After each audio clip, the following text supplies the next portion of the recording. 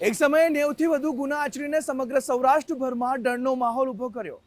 આ ટોળકીના મુખ્ય લીડર રણજીત ઉર્ફે બોડિયા સામે 45 થી વધુ ગુના નોંધાયેલા છે। આ બોડિયા ગેંગ સામે ગુજસીટોક હેઠળ કાર્યવાહી કરતા મિલકતો ટાંચમાં લેવામાં આવતા અન્ય ગેંગમાં પણ ફફડાટ વ્યાપ્યો છે।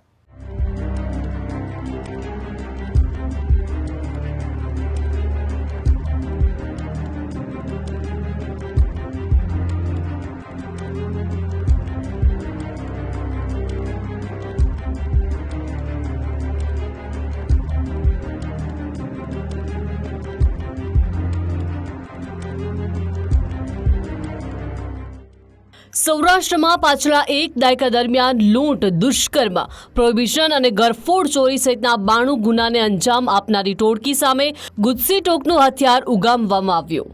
રાજકોટ રેન્જના નવનિયુક્ત આઈજી નિર્લિપ્ત રાયની કડક સૂચના બાદ જિલ્લા પોલીસ વડા વિજયસિંહ ગુર્જરે માથાભારે ગુનેગારો પર કાયદાનો ગાડીઓ વધારે મજબૂતાઈથી કસ્યો છે।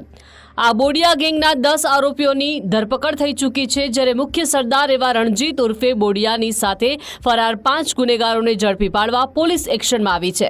આર્થિક લાભ માટે થઈ માથાભારે ટોળકીએ રાજકોટ સહિત સૌરાષ્ટ્રના તમામ જિલ્લા અને છેક અમદાવાદ ગ્રામ્ય સુધી ગુના આચરીને ભયનું વાતાવરણ સર્જ્યું હતું।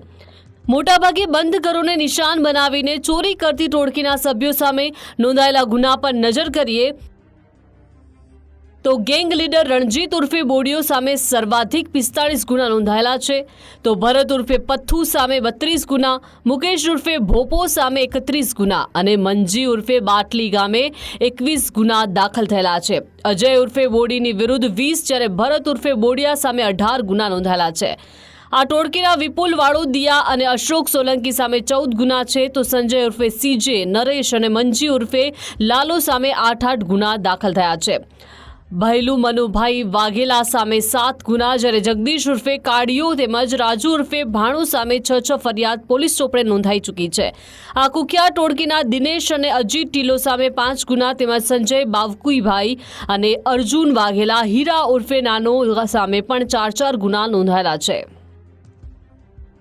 પૂરી ટોળકી વિરુદ્ધમાં 92 જેટલા છેલ્લા 10 વર્ષમાં ગુના નોંધાયેલા છે અને આ ટોળકી જિલ્લા વાઇઝ આપણે જોઈએ તો રાજકોટ ગ્રામ્ય જિલ્લામાં એના વિરુદ્ધમાં 14 ગુના હતા, ભાવનગરમાં 27 ગુના, અમરેલીમાં 11 ગુના, બોટાદમાં 19 ગુના, જૂનાગઢમાં 3 ગુના, ગીર સોમનાથમાં 4 ગુના, દેવભૂમિ દ્વારકામાં 2 ગુના, જામનગરમાં 4, સુરેન્દ્રનગરમાં 6, મોરબી 1 અને અમદાવાદ ગ્રામ્ય 1, આમ કુલ 92 ગુના આ ટોળકી વિરુદ્ધમાં આપણા સૌરાષ્ટ્રના અલગ અલગ જિલ્લાઓમાં દાખલ હતા અને મૂળ આ લોકોનો દિવસની અને રાત્રિની ઘરફોડનું કામ છે। આ ટોળકી વિરુદ્ધમાં 67 જેટલા ગુના ઘરફોડના, દિવસની ઘરફોડના અને રાત્રિની ઘરફોડના છે।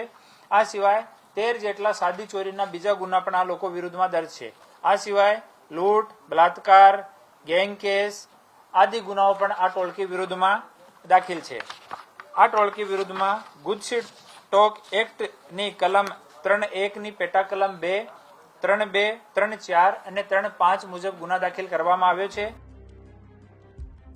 રણજીત ઉર્ફે બોડિયા ગેંગના કુલ 19 સભ્યો વિરુદ્ધ રાજકોટ ગ્રામ્ય પોલીસે ગુજસીટોક હેઠળ ગુનો નોંધી 10 સભ્યોની ધરપકડ કરી છે।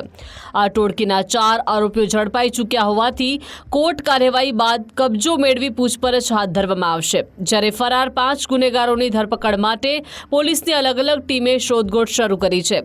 આરોપીઓ દ્વારા ગુનાહિત પ્રવૃત્તિ આચરીને એકઠી કરવામાં આવેલી સંપત્તિઓની યાદી તૈયાર કરવામાં આવી રહી છે, જે બાદ યોગ્ય કાયદાકીય પ્રક્રિયાના અંતે તમામ સંપત્તિઓ ટાંચમાં લેવામાં આવશે। ટોળકીનો મુખ્ય સૂત્રધાર રણજીત છે, જો હાલ વોન્ટેડ છે, એની અમે લોકો તપાસ કરી રહ્યા છીએ, પણ આનો કોઈ તમામ જો છે ને ભાવનગરની એક ચોરી કરવા વાળી ટોળકી તરીકે આ લોકો ફેમસ હતા અને આમાં અલગ અલગ ગ્રુપ બનાવીને કોઈ ગ્રુપમાં આમાંથી 5 લોકો હતા, કોઈમાં 4 હતા, કોઈમાં 3 હતા, અલગ અલગ ગ્રુપ વાઇઝ એ લોકો પૂરા આપણા વિસ્તારમાં ચોરીઓને અંજામ આપતા હતા। રાત્રિની ઘરફોડમાં જો પણ ઘર ખાલી મળે, રેકી વગેરે એ લોકો નહીં કરતા, મોસ્ટલી બાઇક ઉપર નીકળે, જો પણ ઘર ખાલી મળે અને વાપસ આવવાનો 1 કલાકની અંદર ચોરી કરીને નીકળી જવાનો। ફોનનો ઉપયોગ એ લોકો નથી કરતા અને જ્યારે પણ ઇવન ઘરનો જો ફોન ઉપયોગ કરે છે, જ્યારે પણ એ લોકો જેલમાં જાય છે તો બહાર નીકળતી જ વખત ફોન અને સિમ ચેન્જ કરી નાખે છે। રાજકોટ પોલીસની કડક કાર્યવાહીના પગલે કાયદો તોડનારા ગુનેગારોમાં રીતસરનો ફફડાટ ફેલાઈ ગયો છે. રાજકોટ પોલીસ આગામી સમયમાં સંગઠિત થઈને ગુનાખોરી આચરતી આવી વધારે ટોળકીઓ પર સકંજો કસી શકે છે. આખા સૌરાષ્ટ્રમાં ગુનાઓને અંજામ આપનારા માથાભારે ગુનેગારો સામે કડકાઈ દાખવતા નાગરિકોએ પણ પોલીસની કાર્યવાહીને બિરદાવી હતી.